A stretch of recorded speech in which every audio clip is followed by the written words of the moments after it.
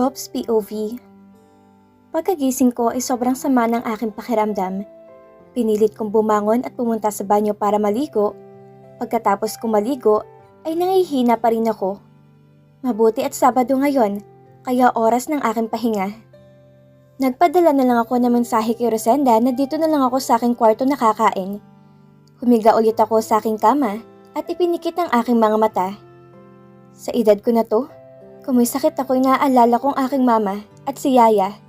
Sila ang salita na nag-aalaga sa akin kung may sakit ako. Ilang saglit lang ay may kumatok. Pasok! Sigaw ko at si Rosenda na may dalang tray. Kumain ka na, Gob. Himalay yata't dito ka sa kwarto makakain. Hindi magandang pakiramdam ko, Rosenda. Sagot ko dahil hindi ko na ata nailabas lahat ng init ng katawan ko kagabi. Lumapit siya at ginama ang aking noo. Mainit ka nga, Gob. Natatarantang sambit niya. Sandali at buksan ko lang ang mga bintana. Sabi niya at pagkatapos niyang binuksan ang mga bintana, ay pinatay niya ang aircon. Gusto mo bang ipagluto kita ng sopas? Ito na lang, Rosenda. Sagot ko na nagsimula ng humigop ng aking kape at konting sinigang lang ang kinain ko na inihalo ko sa aking kape. Mula nang nakita ko si Drake at ng anak ko, ay ganito rin ang gusto kong kainin. Pagkatapos kong kumain ay agad niya akong pinainom ng gamot na pampababa sa lagnat. Ang mga bata. Umalis sila ng maaga, sumama si Senyorita kay Drake na dalhin ng mga bola ni pamimigay sa mga barangay. Mabuti't sumamang anak ko. Malay mo magbago ng isip at siyang papalit sa akin sa gobernador. Sinabi ko kay Drake pero ayaw din. Ikaw na lang kaya, Rosenda. Naku po, Gob, hindi ko kaya magsalita sa harapan ng mga tao. At isa, high school lang po yung natapos ko. Napahinga na lang ako ng malalim at ipinikit ang aking mga mata. Dahil pati mga mata ko ay mainit. Mainit dahil nakalimutan ata ni Rosenda na isarado ang isang botones ng damit niya. Kaya kitang-kita ko ang cleavage niya nang kinuha niya ang tray sa aking kama. Gob, aalis na ako. Babalikan ko kayo mamaya. Ibabalik ko lang to sa kusina. Sabi niya habang nakapikit ako. Tumango lang ako nang hindi iminumulat ang aking mga mata. Pagkaalis si Rosenda, ay agad kong inayos ang harapan ko na nakatayo. Ilang dekada na ba kung hindi na ulit nakatikim? Pati humalik ay nakalimutan ko na ata. May mga gobernador, senator at mga nasa senate ako nakakasalamuha. Minsan inaanyayahan nila ako sa isang salo-salo. Pumayag naman ako dahil kinabukasan pang uwi ko. Hindi ko akalain na may mga escort na mga dumating at mga bata pa. Napilitan akong pumili ng isa at pumasok na kami sa isang private na kainan.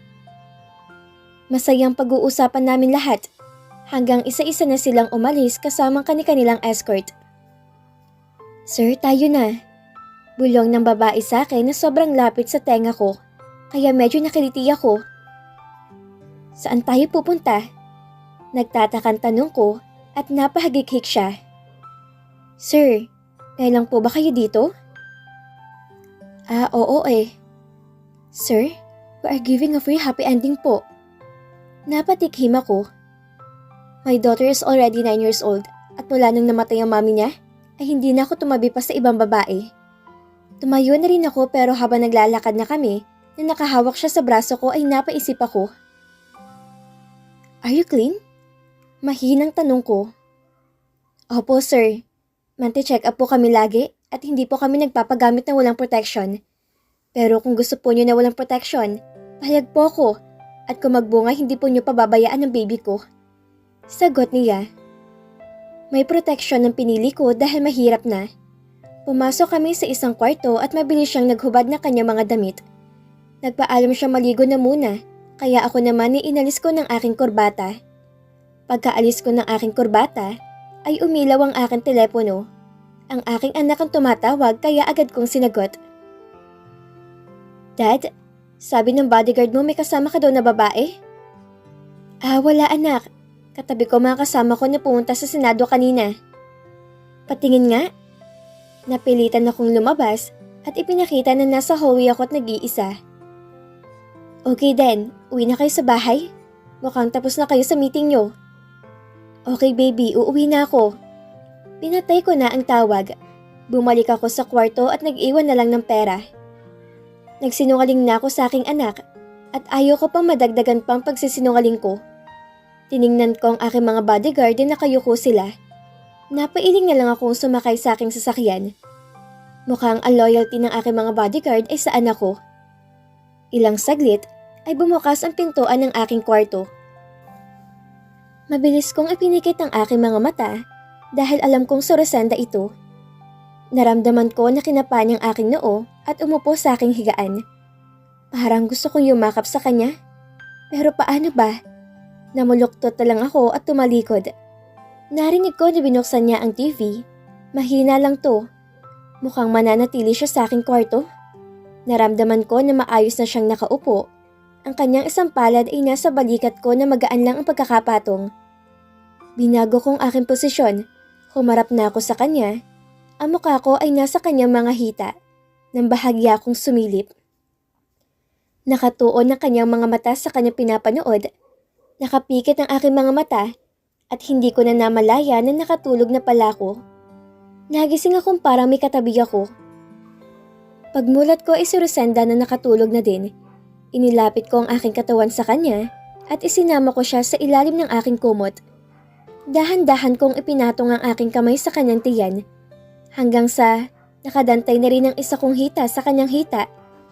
Mahimbing pa rin ang kanyang tulog kaya napangiti ako. Ipinikit ko ulit ang aking mga mata at naramdaman kong gumalaw siya. Nagkunwari akong tulog at nagulat ako nang hinaplos niya ang aking muka kasunod ng pagdama niya ulit sa aking noo. Dahan-dahan niyang inalis ang aking pagkakayakap sa kanya, pati ang aking hita ay naalis na rin. Talagang kuyat amo ang tingin ni Rosenda sa akin, dahil kung ibang babae ay baka yumakap na rin. Narinig ko ang pagsarado ng pintuan at iminulat ko na ang aking mga mata. Kailan ko ba masasabi na mahal kita, Rosenda? Bumukas ulit ang pintuan at ang aking anak na mabilis yumakap sa akin. May sakit ka daw, Daddy? Konting sinat lang, anak. Sagot ko na humalik siya sa aking pisngi. Daddy, maliligo lang ako at babalik din agad sa kwarto mo. Dito na muna ako para may kasama ka. Nakangiting sabi ng aking anak. Thank you, baby. Nakangiting sagot ko at umupo na muna. Napansin ko na parang may bahid na dugo ang aking kama. May buwanang dalaw siguro si Renda, kaya mabilis siyang umalis sa tabi ko at hindi na niya napansin ang higaan niya. Medyo gumanda na rin ang aking pakiramdam, kaya bumangon ako at mabilis sa pinalitan ng aking bedsheet. Mahirap na, baka mag-isip ng hindi magandang aking anak kung makita ito. Malapit na ang kaarawan ng aking anak. Nabuti at siya na mismo ang nagtutulak sa akin kay Rosenda. Kung alam ko lang na gusto niya din si Rosenda na maging pangalawang ina niya, ay noon pa ako naglakas ng loob na ligawan siya. Papunta ako ngayon sa aking opisina dahil may lumapit sa akin na nagtatrabaho kina Arevalo. Ayoko sanang makialam pa, pero nagahasa daw ang bata. Pagdating ko'y agad akong sinalubong ng hepe ng bayan namin kasama ang mayor. Ano balita? Agad na tanong ko. Gob, malungkot po na balita nagpakamatay ang bata at hindi na raw po nagsasampa ng kaso mga magulang ng bata. Bakit daw? Mukhang nabayaran, Gob. Sige, puntahan natin ang bahay nila. Sabi ko at iisang sasakyan na kami sumakay. Mabuti't hindi tiwala ang mga namumuno sa akin na sasakupan. Patapos na ang aking termino at ang vice governor ang aking susuportahan. Liblib ang kanilang lugar pero maganda ang daan. Paano siya nakilala ni Arevalo?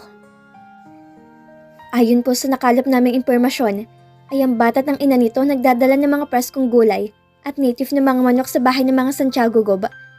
Noong nakaraang araw, ay ang bata na lang daw ang pumunta dahil 3 native lang naman na manok ang dadalhin kina Arevalo. Ilang taon na ang bata? 17, Gob. Marami nakarinig sa iyak at sigaw ng bata, pero takot naman silang makaalam. Ayun, ayaw nilang tumistigo. May medical ba siya? Meron, Gob, pero nawawala. Paanong nawawala? Nawala daw ng mga magulang. Hindi bale, sigurado ako na may copy pa sa hospital kung saan siya nagpa-check up. Pagdating namin sa bahay ng mga magulang ng biktima ay sarado ito. Nagtataka ako dahil dapat pinagmalamayan pa rin sana ng bangkay ng bata. Paglabas ko sa sakyan ay agad sumalubong ang mga tao tinawag ang kanilang kapitan. Gob, umalis na sila dito kaninang umaga pa. Paano ang bangkay? Sabat ni Hepe. Ibinurol ka agad, Hepe? Kasama pa si Arevalo. Sagot ng isang kapitbahay nila at umigting ang aking mga panga. Dumating ang kapitan at sinabi niya ang lahat. Tinanggap daw nilang malaking pera na galing kay Arevalo at agad na silang umalis dito sa kanilang barangay. Gusto ko magwala sa galit pero ano magagawa ko? Sana'y hindi na ulit mangyari to. Dahil ako na mismo ang susugod sa demonyo na yon. Nagkakaedad na, pero hindi pa rin siya nagbabago. Dahil sa nangyari, ay nagpa-meeting ako sa kanilang barangay. Sinabi ko na hindi sila dapat matakot at magpabayad dahil kaya kong tumbasan ng pera na isusuhol sa kanila. Gob, paano yan? Huling termino muna. Tanong ng kapitan na malungkot. Hindi bale, kilalang ating bise. Sigurado ako na mananalo siya at ipagpapatuloy niya magiging mapayapang ating lalawigan. Pagkatapos ng meeting ay nalungkot akong umalis sa kanilang barangay. Ito na sanang pagkakataon na makulong sa Arevalo dahil malakas sa mga ebidensya. Napahinga ako na malalim at pagdating namin sa munisipyo ay may mga pinirmahan lang ako dahil may bagong proyekto ang mayor. Hapon na nang umuwi ako, nadatnan ko si Rosenda na nagluluto. Wala palang cook namin, kaya siya lang mag-isa sa kusina. Rosenda? Tawag ko. Ay butiki! Sambit niya na nagulat kaya napangiti ako. Ko, bakit ka nagugulat? Hindi kita ginulat. Tumatanda ka na dahil madali ka na magulat. Panunokso ko sa kanya habang kumuha ng malamig na tubig sa ref. Kamusta ang kaso, Gob? Napailing na lang ako habang nakatingin siya sa akin. Sinabi ko ang nangyari at kitang-kita ko sa mga mata ni Rosenda ang galit. Tinulungan ko na lang siya sa pagluluto at habang abala kami ay dumating ang pilya ko na anak. Napa-I love you tuloy ako kay Rosenda na wala sa oras. Gob, huwag naman kayo magbiro ng ganon. Sabi niya na namumula ang mukha nang umalis ng aking anak. Rosenda, noon pa man mahal na kita. Hindi ako marunong manligaw. Akala ko sa pinapakita at pinapadamo ko sa iyo noon ay mararamdaman mo na mahal kita. Seryosong sabi ko na sobrang lakas ang tibok ng aking puso. Parang ayoko maniwala, Gob.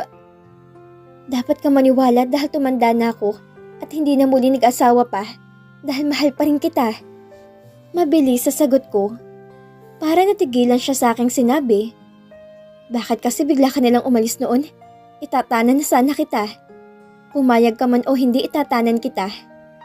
Sabi ko pa. May nagalaw nga kayo, Gob. Kaya mas maganda na lumayo na lang ako. Ibig mong sabihin may gusto ka din sa akin? Diretsahang tanong ko na mas ikinapula na kanyang mukha. Hindi na ako nakatiis pa at agad ko siyang sinunggaban ng halik. Sobrang saya ko dahil hinayaan niya akong halikan siya hanggang sa maramdaman ko na itinulak niya ako ng bahagya kaya tumigil na ako. Yung mga bata baka makita tayo, nakakahiya. Mahinang sabi niya pero nakayakap pa rin siya sa akin. Sagutin mo na munang tanong ko, mahal mo din ba ako noon? Tumango siya at agad ko siyang niyakap. Sana hindi ako umalis noon. Di tayo sana nagkaroon ng anak. Mabait ng ina ni Senyorita at bagay na bagay kayo. Kaya para minsan na lang ang sakit, ay umalis na lang ako. Sagot ko na naiiyak. Mas mahigpit ko siyang niyakap. Sana kung hindi na ako torpe noon at ngayon ay baka nagkaroon pa ng kapatid sina Agatha at Rick. Hindi bale, nireregla pa naman si Rosenda, kaya may pag-asa pang humabol. Baka gutom ng mga bata. Sabi niya na bumitaw na sa akin Kaya hinalikan ko na muna na mabilis ang kanyang labi at masaya akong nagbalat ng sibuyas na nakakaiyak. Kaya tawang-tawa si Rosenda sa akin, lalo na nang ipahiwa niya ang mga ito ng pinong-pino. Nang tapos na kami magluto, tinawag na niya ang aming mga anak. Napatingin ako kay Drake na may gusto sa aking anak. Hindi ko naman siya legal na gawaing tunay na anak, kaya pwede pa rin sila ng anak ko. Gustong-gusto ko si Drake na makatuluyan ng anak ko. Pagkatapos namin kumain, ay agad akong pumunta sa aking kwarto para maligo. Nasobrahan ko ata na hinilod ang aking katawan dahil namumula na ito pagkatapos ko naligo. Nagsipilyo na rin ako ng ilang beses at nagdamit ng short na wala pang loob. Napatingin ako sa salamin. Kahit may edad na ako ay maganda pa rin ang aking katawan. 40 plus is still young. Nagsando na ako at nagbisik pa ng pabango. Lumabas sa aking kwarto. Napadaan ako sa kusina. Malinis na ito. Uminom na muna ako ng tubig pampalakas ng loob. Pagkatapos ilumakad na ako papunta sa kwarto ni Rosenda. Nakatatlong katok ako nang binuksan niya to. Medyo nagulat pa siya na makita ko. Hawak pa niyang hair blower, mukhang bagong ligo din to. Gob, sambit niya. Wala na akong sabi-sabi pa. Agad ko siyang sinunggaban at marubdob na hinalikan.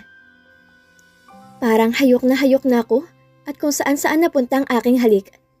Binuhat ko siya at nabitawan niya ang hair blower sa sahig. Uhubaran ko na sana siya, pero biglang may kumatok at naktigilan kaming dalawa. Si Drake, sabi niya na mabilis akong itinulak. Nataranta naman ako kaya mabilis na pumunta sa ilalim ng kanyang kama. Narinig ko na nagpaalam lang si Drake na matutulog at lumabas na rin sa kwarto. Pagkarinig ko na sumarado ang pinto, ay agad akong lumabas sa ilalim ng kama. Susunggaban ko sana ulit si Rosenda, pero mabilis siyang umilag. Kaya nagtaka ako. May buwanang dalaw ako. Sambit niya at biglang nag-init ng aking katawan. Kailan matatapos? Tanong ko. Sa ikapitong araw wala nang lumalabas. Sagot niya at nagsalubong ang aking kilay. Ang tagal naman nun. Kadarating lang, Gob. Pwede ba akong dito matulog? Wag na. Sigurado nga hanapin ka ni Senyorita. Sagot naman ito at napahinga ako na malalim. Dahil bago din matulog ang aking anak, ay pumupunta siya sa aking kwarto. Yumakap na lang ako na mahigpit at pinatakan na kanyang labi ng halik bago ako umalis. Sobrang sakit ng aking puson, kaya uminom ako ulit ng tubig para maginhawaan ang aking pakiramdam. Humiga na ako at diretsyong nakatulog na. Hindi ko alam kung dumating ng aking anak. At dito na po nagtatapos ang kabanata ng ating kwento. Muli niyo po akong samahan sa mga susunod na kabanata na ibabahagi ko sa inyo. Maraming salamat po at ingat po tayong lahat.